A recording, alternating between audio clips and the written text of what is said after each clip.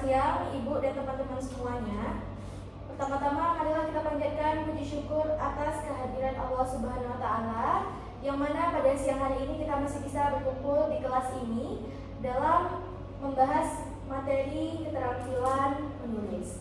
Salawat beserta salam tak lupa juga kita sampaikan kepada Nabi besar Muhammad SAW dengan sama-sama melafazkan Allahumma sholli ala Sayyidina Muhammad wa ala ali Sayyidina Muhammad.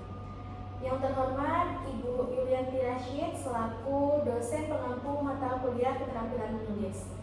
Baiklah, perkenalkan kami dari kelompok 1. Pada kesempatan kali ini akan membahas metode penalaran ilmiah yang mana kelompok 1 ini beranggotakan ada 6 orang. Yang pertama itu saya, Nur Husna Putri dengan NIM 24016040 sebagai moderator.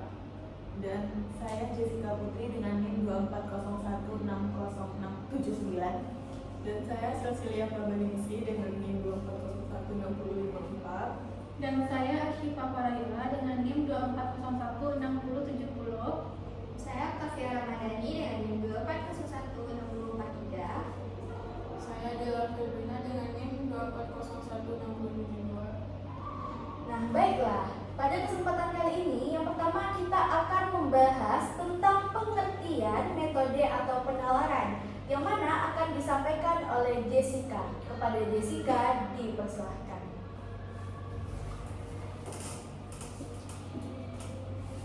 Baik, terima kasih moderator. Sekarang saya akan menjelaskan pengertian metode atau penalaran ilmiah, yaitu metode atau penalaran ilmiah adalah proses keilmuan untuk mendapatkan pengetahuan dari pemecahan masalah dan mengetahui penyebabnya secara sistematis sehingga dapat diperoleh simpulan yang dapat dipercaya atau valid. Nah, proses ini melibatkan penarikan kesimpulan logis berdasarkan dua proposisi atau pernyataan yang diberikan, yaitu premis mayor dan premis minor.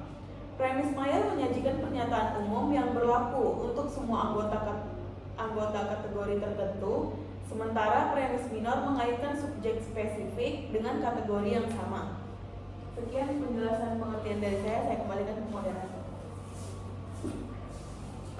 Baiklah, selanjutnya kita akan membahas materi tentang metode ilmiah yang mana pada kesempatan kali ini akan disampaikan oleh Lia. Kepada Lia dipersilakan. Baik, terima kasih kepada moderator. Yang pertama yaitu ada deduktif. Ini adalah menggunakan teori atau aturan umum untuk menarik kesimpulan yang lebih spesifik. Contoh, semua burung punya sayap, merpati adalah burung. Jadi, merpati pasti punya sayap.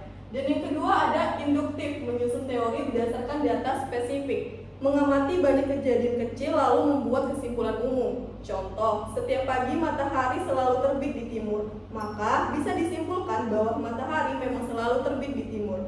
Dan yang ketiga ada eksperimen, menguji hipotesis melalui percobaan. Dia ini melakukan percobaan untuk membuktikan sesuatu. Contoh, mau tahu apakah pupuk bisa bikin tanaman tumbuh lebih cepat?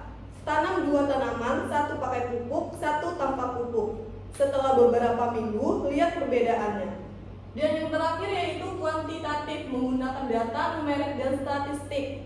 Meneliti pendapat, perasaan, atau pengalaman orang tanpa angka. Contoh, wawancara orang untuk tahu kenapa mereka suka kopi. Jawabannya bisa macam-macam, seperti kopi bikin semangat atau kopi lebih wangi. Mungkin itu saja yang dapat saya sampaikan. Saya kembali kepada moderator. Oke, baiklah. Jadi tadi teman-teman kita sudah mendengar metode ilmiah, yang mana metode ilmiah ini ada 5, ada deduktif, induktif, eksperimen, kualitatif, dan kuantitatif. Selanjutnya kita akan membahas tentang penalaran ilmiah, yang mana pada kesempatan kali ini akan disampaikan oleh Asyifa dan Octavia. Pada Asyifa dipersilahkan.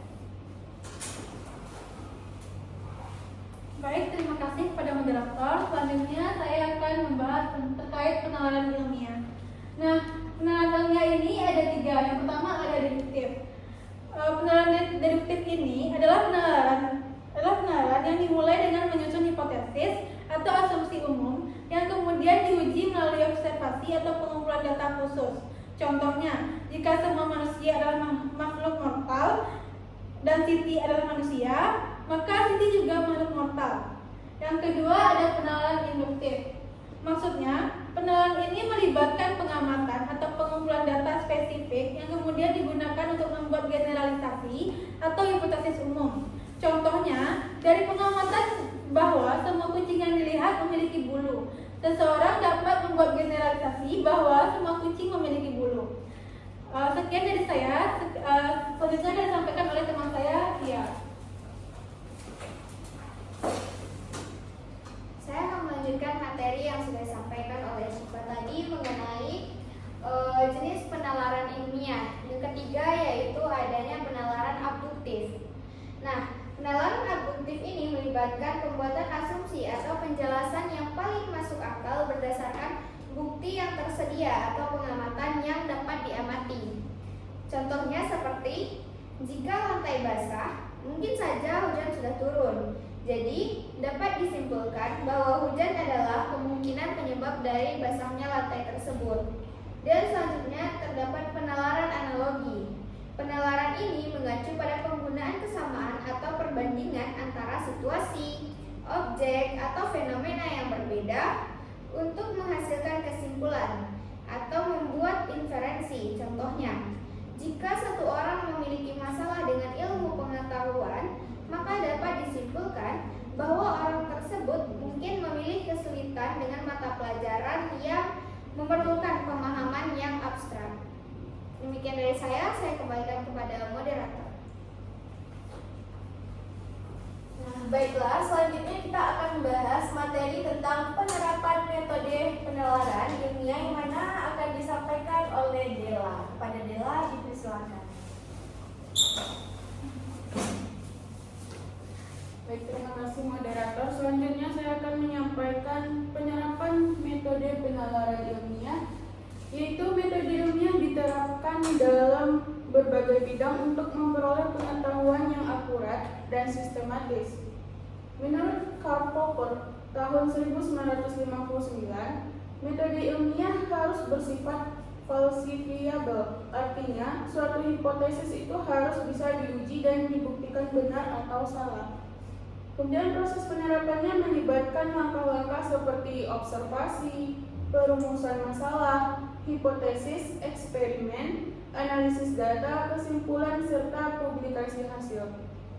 Demikian saya kembalikan kepada moderator. Baiklah, setelah adanya penjelasan dari kami mulai dari pengertian, penalaran, dan metode penerapan, dapat disimpulkan bahwasanya metode ilmiah ini adalah suatu proses yang digunakan untuk mendapatkan pengetahuan yang akurat, nyata, fakta, dan dapat diuji kebenarannya. Nah, proses ini melibatkan proses-proses atau langkah-langkah sistematis, terus seperti observasi, eksperimen, dan analisis data. Nah, pendekatan yang digunakan dalam metode ini dapat berupa deduktif, induktif, eksperimen, kualitatif, dan kuantitatif. Penalaran ilmiah yang melibatkan deduksi, induksi, dan abduksi membantu dalam menarik kesimpulan berdasarkan bukti atau data yang ada. Nah, baiklah, mungkin sekian yang dapat kami sampaikan. Lebih dan kurang kami mohon maaf. Kami akhiri. Assalamualaikum warahmatullahi wabarakatuh.